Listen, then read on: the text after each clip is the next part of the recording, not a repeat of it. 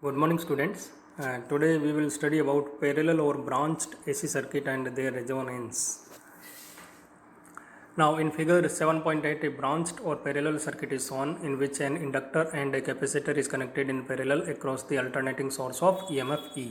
तो एक पैरेलल और ब्रांच्ड जो एसी सर्किट है वो यहाँ फिगर 7.8 में दिखाया है। यहाँ पर एक जो इंडक्टर है और कैपेसिटर है वो पैरेलल में कनेक्ट है किसके अक्रॉस, एक अल्टरनेटिंग सोर्स ऑफ ईएमएफ के alternating source of EMF E के across.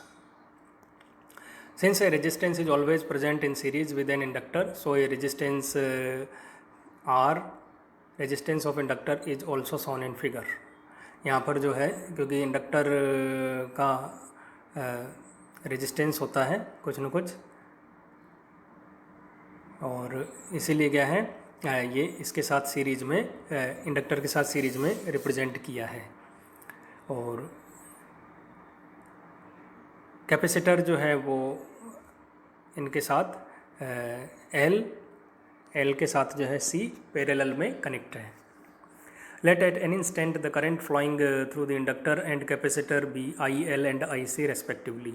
जो इंडक्टर और कैपेसिटर से करंट फ्लो हो रही है वो कितनी है, आई एल और I C respectively, and then and the current flowing in external circuit BI, then from figure 7.9 we have, और external circuit में जो current flow रही वो I है, so हम लिख सकते हैं I is equals to IL plus IC.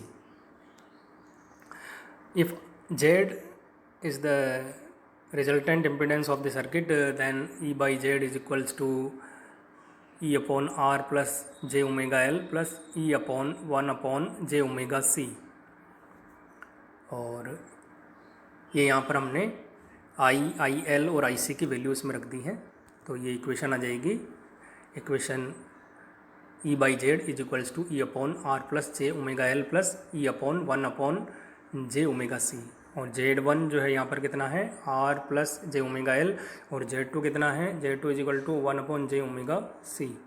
Then we can write 1 by Z is equal to 1 by Z1 plus 1 by Z2। But reciprocal of the impedance is also known as admittance and is represented by Y. ये हम जानते हैं कि impedance का जो reciprocal होता है वो एडमिटेंस होता है, तो हम 1 बाई जेड को वाई लिख सकते हैं। तो इक्वेशन हो जाएगी Y is equal to y1 plus y2, और admittance of the circuit y is equal to 1 upon r plus j omega l plus j omega c। This will be equal to r minus j omega l divide by r plus j omega l into r minus j omega l plus j omega c, and we get y is equal to r minus j omega l divided by r square plus omega square l square plus j omega c।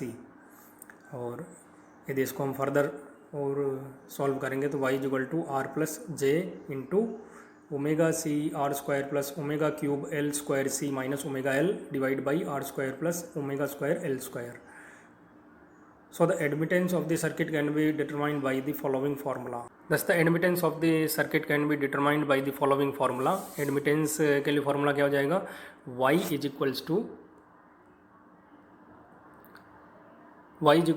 1 by r square plus omega square l square under root r square plus omega c r square plus omega cube l square c minus omega l whole square.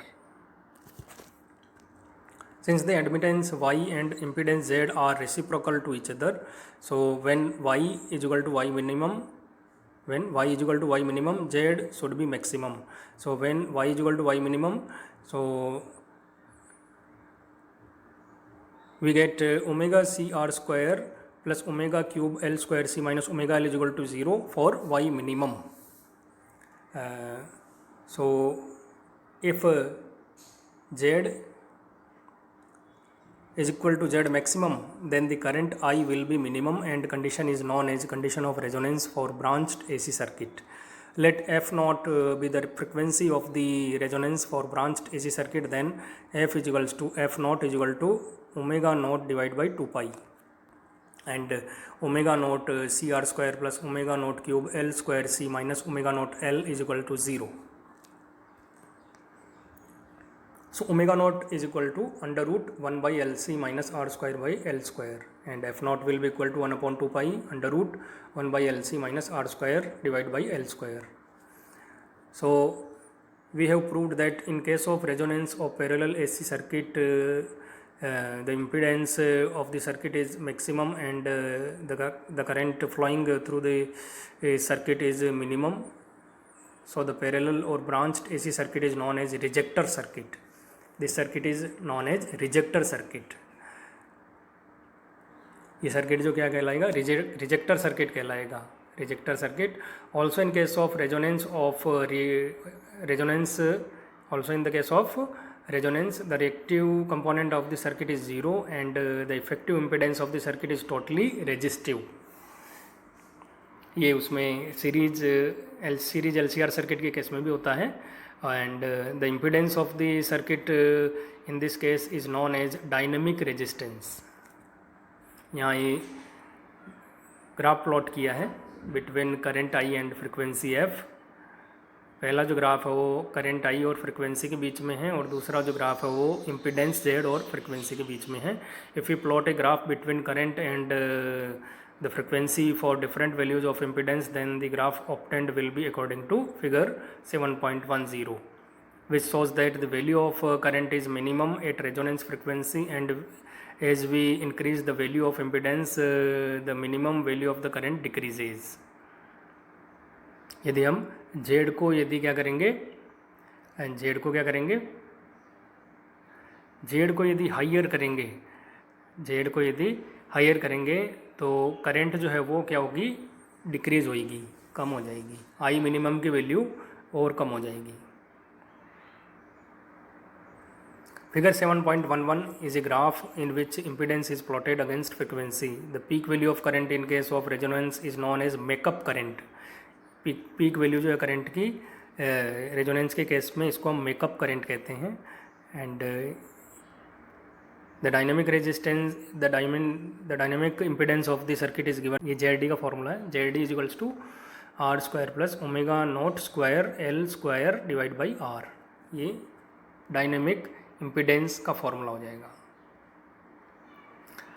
Now ZD will be equal to, from equation 43 and 45 we get ZD is equal to R square plus 1 by LC minus R square by L square into L square divided by R. So we get ZD is equal to L by CR, and the value of makeup current is given by IMAC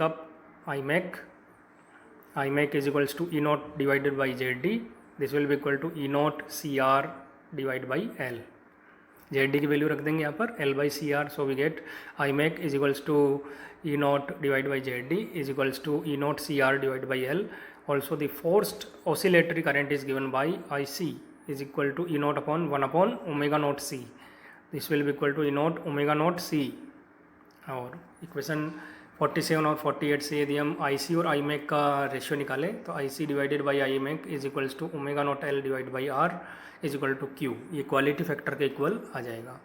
So in case of parallel resonance circuit or rejector circuit, the current is amplified by Q factor. So in case of parallel resonance circuit or rejector circuit, the current is amplified by Q factor, whereas in case of series resonance circuit or acceptor circuit, voltage is amplified by Q factor. ये इनमें difference है.